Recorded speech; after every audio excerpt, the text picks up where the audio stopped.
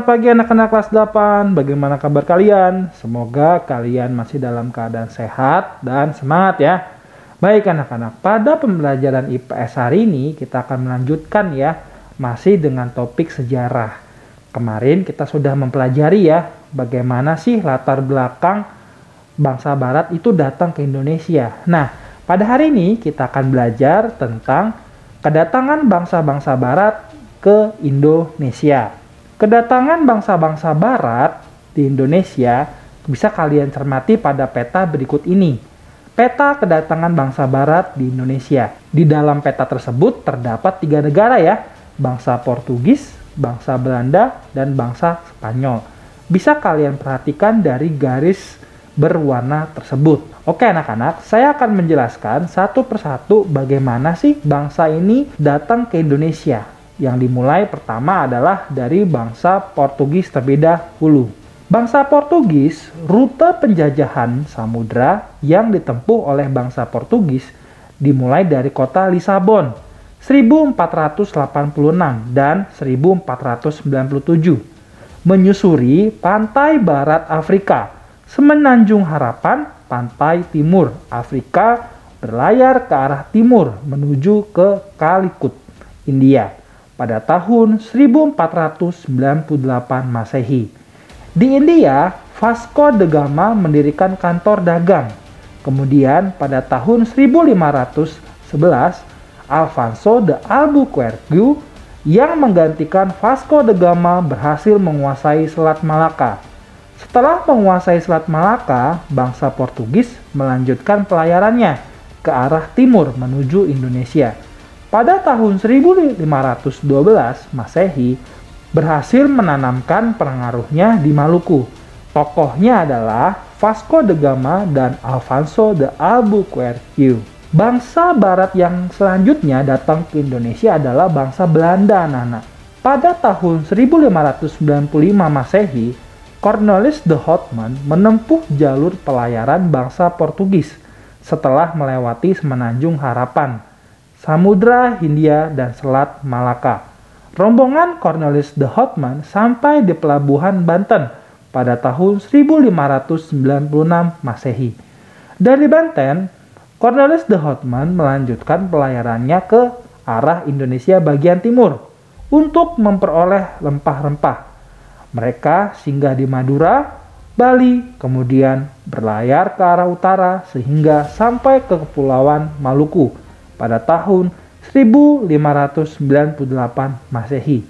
Tokohnya adalah Cornelis de Houtman. Dan bangsa yang terakhir adalah bangsa barat Spanyol. Christopher Columbus dari Lisbon berlayar ke arah barat menyeberangi Samudra Atlantik pada tahun 1492. Berhasil menemukan benua Amerika. Pada tahun 1519 dilanjutkan Ferdinand Magellan dan Juan Sebastian Elcano dengan menempuh rute yang pernah dilalui oleh Christopher Columbus. Pada tahun 1521 sampai di Kepulauan Masava, sekarang Filipina.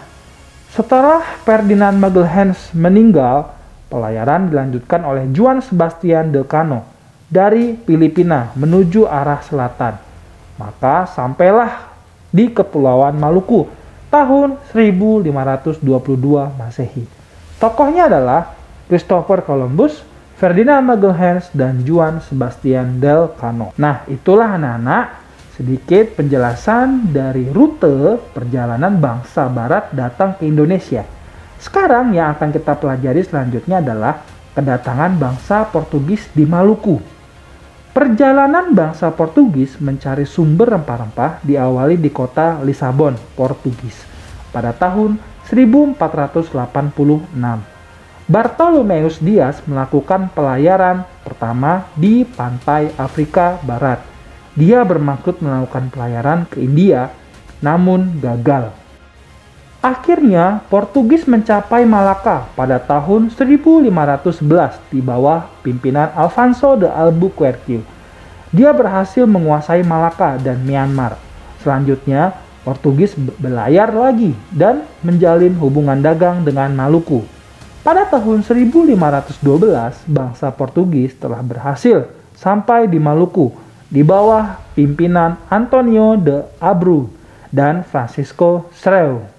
Selanjutnya, ekspedisi bangsa Inggris. Persekutuan dagang milik Inggris diberi nama EIC, East Indian Company. Di dalamnya bergabung para penguasa Inggris. Walaupun Inggris tiba di Kepulauan Nusantara, pengaruhnya tidak terlalu banyak. Hal ini disebabkan EIC terdesak oleh Belanda, sehingga Inggris menyingkir ke India atau Asia Selatan dan Asia Timur. Kedatangan bangsa Belanda di Jakarta atau Jayakarta. Jayakarta merupakan pelabuhan penting di Pulau Jawa yang kemudian menjadi markas VOC. Seorang pelaut Belanda, Cornelis de Houtman, memimpin ekspedisi pada tahun 1595. Armada de Houtman mengarungi ujung selatan Afrika, selanjutnya terus menuju ke arah timur melewati Samudra Hindia pada tahun 1596. Armada de Houtman tiba di pelabuhan Banten melalui Selat Sunda. Kedatangan Houtman di Indonesia kemudian disusul ekspedisi lainnya. Dengan banyaknya pedagang Belanda di Indonesia, maka muncullah persaingan di antara mereka sendiri. Untuk mencegah persaingan yang tidak sehat, pada tahun 1602 didirikan French East Indies Company (VOC) atau Perserikatan Maskapai Hindia Timur, yang merupakan penggabungan dari beberapa perusahaan dagang di Belanda. Gubernur Jenderal pertama VOC adalah Peter Booth. Ia mendirikan pusat perdagangan VOC di Ambon, Maluku. Namun kemudian pusat dagang dipindahkan ke Jayakarta atau Jakarta karena VOC memandang Jawa lebih strategis sebagai lalu lintas perdagangan. Selain itu, Belanda ingin menyingkirkan saingan mereka, yaitu Portugis di Malaka. Pangeran Jayawikarta atau penguasa bagian wilayah Banten memberi izin kepada VOC untuk mendirikan kantor dagang di Jayakarta. Selain memberikan izin kepada VOC, Pangeran Jayakarta juga memberikan izin pendirian kantor dagang kepada EIC, Inggris. Kebijakan ini membuat Belanda merasa tidak menyukai Pangeran Jayakarta. Gubernur Jenderal VOC, Jan Peter Zoon Koen, membujuk penguasa kerajaan Banten untuk memecat Pangeran Jayawikarta, sekaligus memohon agar izin kantor dagang Inggris EIC disebut pada tanggal 31 Mei 1619. Keinginan VOC dikabulkan Raja Banten. Kedatangan bangsa Belanda di Jayakarta, momentum tersebut yang kemudian menjadi mata rantai kekuasaan VOC dan Belanda pada masa berikutnya. VOC menikmati keleluasan dan kelonggaran yang diberikan penguasa Banten. Jayakarta oleh VOC diubah namanya menjadi Batavia.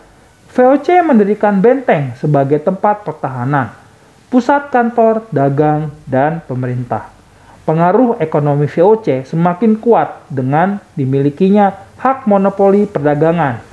Masa inilah yang menjadi sandaran perluasan kekuasaan Belanda pada perjalanan sejarah selanjutnya. Nah, itulah anak-anak pembelajaran IPS sejarah singkat tentang kedatangan bangsa Barat ke Indonesia. Minggu depan kita akan semakin dalam mempelajari sejarah kedatangan bangsa Barat ke Indonesia. Terima kasih, salam sehat dan semangat.